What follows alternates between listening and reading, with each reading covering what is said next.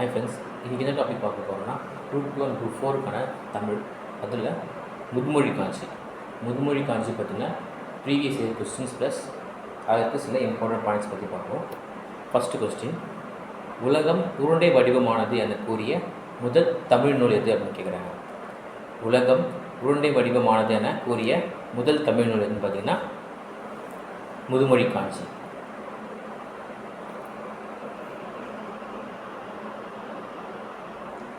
மணிமொழி கோவை அடைமொழியால் குறிக்கப்படும் நூல்கள்.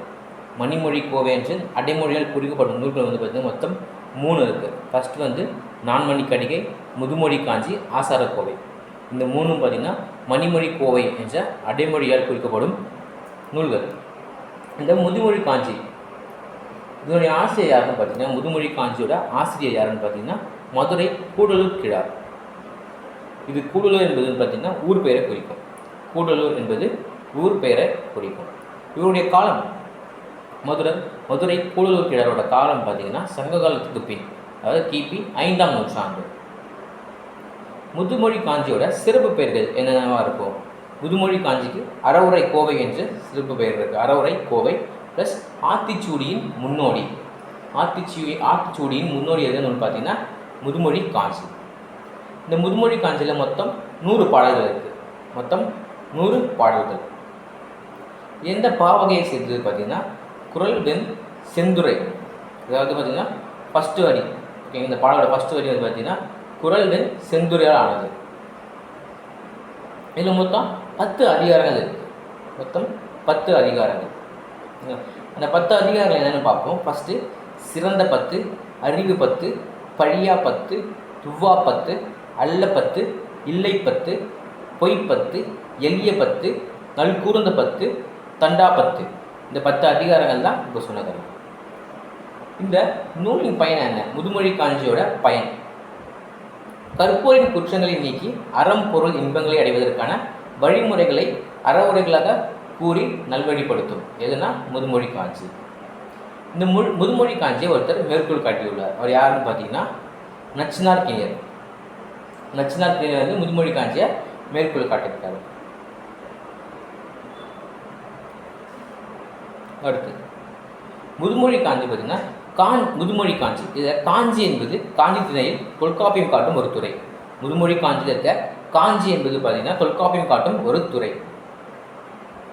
காஞ்சி திணை என்பது என்னன்னா நிலையாமையை உணர்த்தும் உலகியல் அனுபவத்தை கூறும் நூல் தான் காஞ்சி திணை. நிலையாமையை உணர்த்தும் உலகில் அனுபவத்தை கூறும் நூல் காஞ்சி திணை. முதுமொழி என்பதற்கு என்ன மீனிங் அப்படின்னா மூத்தோர் சொல் தான் முதுமொழி. காஞ்சி என்பதற்கு மகளிர் இடையில் அணியும் ஒரு வகை அணிகல கோவையை குறிக்கும். முதுமொழிக்கு மூத்தோர் சொல், முதுமொழி என்பது மூத்தோர் சொல்லும் அறிவுரை. காஞ்சி என்பது பார்த்தீங்கன்னா மகளிர் இடையில் அணியும் ஒரு வகை அணிகல கோவையை குறிக்கும். அடுத்து இந்த நூல் பார்த்தீங்கன்னா 17 கீழ்கணக்கு நூல்கள் ஒன்றான அறநூல். 17 கீழ்கணக்கு நூல்கள் ஒரு அறநூல். மொத்தம் 10 அதிகாரம் பார்த்துருக்கோம். இதில் முதல் செய்யுளில் மட்டும் ஆண்களி உலகத்து மக்களுக்கெல்லாம் என தொடங்கும். இது எந்த குறள் வெண்பாவால் ஆனது பார்த்தீங்கன்னா குறள் வெண் செந்துரையாப்பில் அமைந்துள்ளது. ஃபஸ்ட்டு பாட்டு மட்டும் பார்த்தீங்கன்னா குறள் வெண் செந்துரையாப்பில் அமைந்துள்ளது. மிச்சக்க 9 செய்யுளும் பார்த்தீங்கன்னா குறள் தாழசியால் ஆனது. மொத்தம் 10 அதிகாரம் பார்த்துருக்கோம். அதில் ஃபஸ்ட்டு பாட்டு மட்டும் குறள் வெண் செந்துரை என்ற ஆப்பில் அமைந்திருக்கும். அடுத்து மிச்சருக்கு 9 அடியும் குறள் தாழசியால் அமைந்திருக்கும். அடுத்து இந்த நூலை பற்றி ஒருத்தர் பார்த்தீங்கன்னா முக்கிய குறிப்பு ஒருத்தர் சொல்லியிருக்காரு. அவர் யார் அப்படின்னு பார்த்தீங்கன்னா உவே சாமிநாத ஐயர். அவர் என்ன சொல்லியிருக்காரு அப்படின்னா 500 நூலை தொகுத்தவர் யாரும் தெரியும் நம்மளுக்கு. 500 நூலை தொகுத்தவர் புலத்துறை மூச்சியை கூடலூர் கிழார். அது 500 நூறு. இந்த முதுமொழி காஞ்சியை இயற்றியது யாருன்னு பார்த்தீங்கன்னா மதுரை கூடலூர் கிழார். 2 பேரும் பார்த்தீங்கன்னா வேற ஆளுன்னு சொல்லியிருப்பாரு. உவே சாமிநாத ஐயர். அடுத்த கொஸ்டின் பார்ப்போம். முதுமொழி காஞ்சி என்ற நூலுக்கு வழங்கப்படும் வேறு பெயரினை கண்டறி. இப்போ தான் பார்த்துருப்போம். அறவுர கோவை ப்ளஸ் ஆத்திச்சூடியின் முன்னோடி.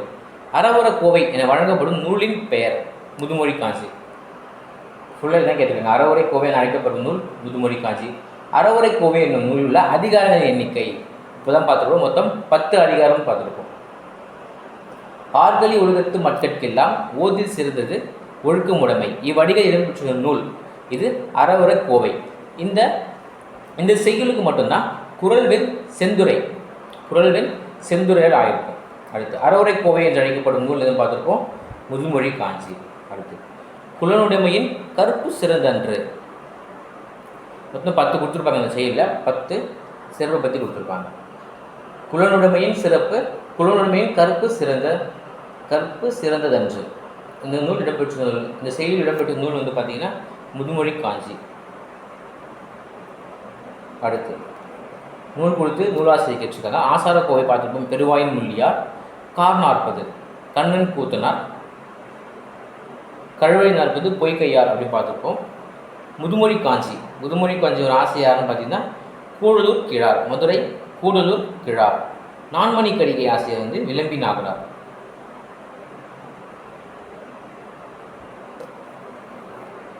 அடுத்து மேதையில் சிறந்தது என்று முதுமொழி காஞ்சி குறிப்பிடுவது கற்றது மறவாமை. மேதையில் சிறந்தது கற்றது மறவாய். இந்த மாதிரி பாட்டு கொடுத்து நெக்ஸ்ட் என்ன வரும் அப்படின்னு கேட்பாங்க. அது மாதிரி தான் ஃபஸ்ட்டு பார்த்துருப்போம். குலனுடைமையின் கற்பு சிறந்தன்று, இது மேதையில் சிறந்தன்று கற்றது மறவாமை. ஆர்கலி உலகத்து மக்களுக்கெல்லாம் என்னும் தொடர் இடம்பெற்றுள்ள நூல் முதுமொழி காஞ்சி. அடுத்து ஓதுதல் சிறந்தன்று ஒழுக்கமுடைமை, அதாவது கற்றலை விட ஒழுக்கமுடைமை தான் சிறந்தது அப்படின்னு சொல்லிட்டு சொல்லியிருப்பாங்க. இது எந்த நூல்னா முதுமொழி காஞ்சி. இந்த கொடுத்துருப்பாங்க பாட்டு ப்ளஸ் அடுத்தலை. ஓதலின் சிறந்தது ஒழுக்கமுடைமை. வன்மையில் சிறந்தது வாய்மை உடைமை. மேதையில் சிறந்தது கற்றது மறவாமை. இளமையில் சிறந்தது பார்த்தீங்கன்னா மெய்ப்பினி இன்மை. அதாவது ஓதலில் சிறந்தது ஒழுக்கமுடைமை, கற்றலை விட வந்து பார்த்தீங்கன்னா ஒழுக்கமுடைமை தான் சிறந்ததுன்னு சொல்கிறாங்க. அடுத்து வன்மையில் சிறந்தது வாய்மை உடைமை, எப்பவுமே உண்மையாக இருக்கணும். அடுத்து மேதையில் யார் சிறந்தவங்க சொல்கிறாங்கன்னா கற்றதை மறவாமல் இருக்கிறவங்க. இளமையில் எது சிறந்தது அப்படின்னு பார்த்தீங்கன்னா மெய்ப்பினி இன்மை, அதாவது நோய் இல்லாமல் வாழ்க்கை. அடுத்து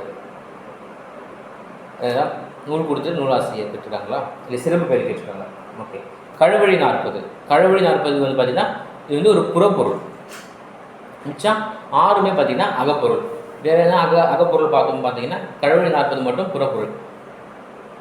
கார் 40 வரும், 5 50 5 70 தினைமாறி 150 கைநிலை இதெல்லாம் பார்த்தீங்கன்னா அறப்பொருளில் வரும். கழுவழி 40 மட்டும் புறப்பொருளில் வரும்.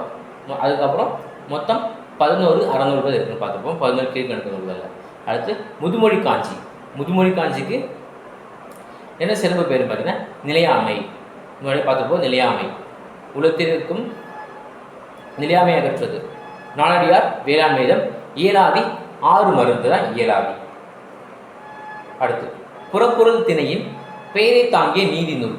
புறப்பொருள் திணையின் பெயரை தாங்கிய நீதி நூல் எதுன்னு கேட்குறாங்க. முதுமொழி காஞ்சி. புறப்பொருள் திணையின் பெயரை தாங்கிய நீதி நூல் முதுமொழி காஞ்சி. அடுத்தது கீழே இருக்கிறதுல எது தவறானது, முதுமொழி காஞ்சி குறித்த செய்திகளில் எது தவறானதுன்னு கேட்டிருக்காங்க. முதுமொழி என்றால் பழமொழி, காஞ்சி என்றால் நிலையாமை. இது பழமொழியால் நிலையாமையை கூறுகிறது. இப்போ தான் பார்த்துருப்போம். முதுமொழி என்றால் பழமொழி, அது கரெக்டு. பட் காஞ்சி என்றால் இப்போ தான் பார்த்துருப்போம் மகளிர் இடையில் அணியும் ஒரு வகை அணிகள். காஞ்சி என்றால் இங்கே நிலையாமை கொடுத்துருக்காங்க. இது எழுதியவர் கூடுதல் கிடையாது, இது கரெக்டு. தொல்காப்பியர் கூறும் அம்பை என்னும் வனப்பு வகையில் இப்பாடல் அடங்கும்.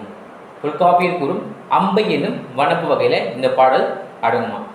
வனப்பு மொத்தம் 8 வகை இருக்கும். அதில் முதுமொழி காஞ்சி பார்த்தீங்கன்னா அம்பை என்னும் வனப்பு வகை. வேறு என்னென்ன நூல்கள் இந்த இதில் இருக்குன்னு பார்த்தீங்கன்னா சிறுபஞ்ச மூலம் இருக்கும், இன்னார் 40 இருக்கும், முதுமொழி காஞ்சி இருக்கும். இதெல்லாம் பார்த்தீங்கன்னா அம்பை என்னும் வனப்பு வகையில் அடங்கும். ஆத்திச்சூடிகளுக்கு முன்னோடி முதுமொழி காஞ்சி. இப்போ தான் பார்த்துருப்போம். ஆத்திச்சூடி நூல்களுக்கு முன்னோடி என்னன்னு பார்த்தீங்கன்னா முதுமொழி காஞ்சி. அறவுரை கோவை என அழைக்கப்படும் நூல் முதுமொழி காஞ்சி. இதோட முடியுது. தேங்க்யூ.